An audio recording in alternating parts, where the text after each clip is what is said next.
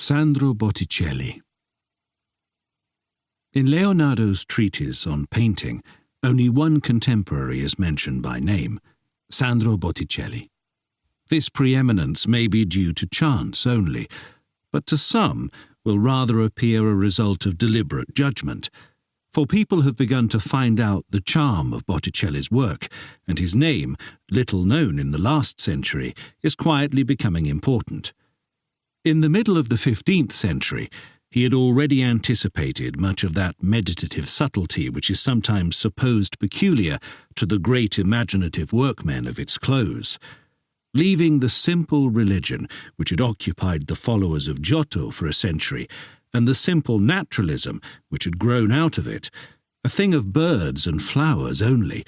he sought inspiration in what to him were works of the modern world, the writings of Dante and Boccaccio, and in new readings of his own or classical stories,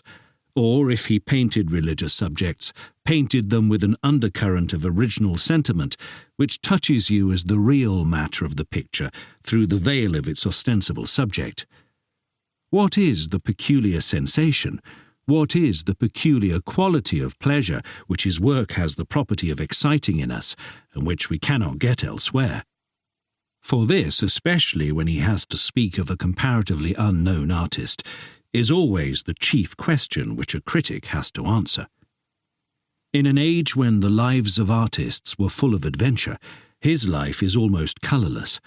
Criticism indeed has cleared away much of the gossip which Vasari accumulated, has touched the legend of Lippo and Lucrezia, and rehabilitated the character of Andrea del Castagno, but in Botticelli's case there is no legend to dissipate. He did not even go by his true name. Sandro is a nickname, and his true name is Filippepi, Botticelli being only the name of the goldsmith who first taught him art. Only two things happened to him, two things which he shared with other artists. He was invited to Rome to paint in the Sistine Chapel, and he fell in later life under the influence of Savonarola, passing apparently almost out of men's sight in a sort of religious melancholy which lasted till his death in 1515, according to the received date. Vasari says that he plunged into the study of Dante, and even wrote a comment on the Divine Comedy, but it seems strange that he should have lived on inactive so long, and one almost wishes that some document might come to light which, fixing the date of his death earlier, might relieve one, in thinking of him, of his dejected old age. He is, before all things, a poetical painter, blending the charm of story and sentiment, the medium of the art of poetry with the charm of line and colour, the medium of abstract painting. So he becomes the illustrator of Dante.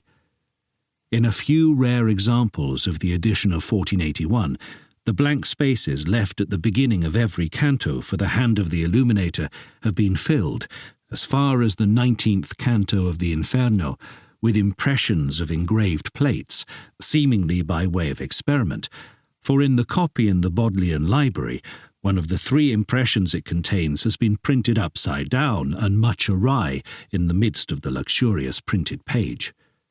Giotto and the followers of Giotto, with their almost childish religious aim,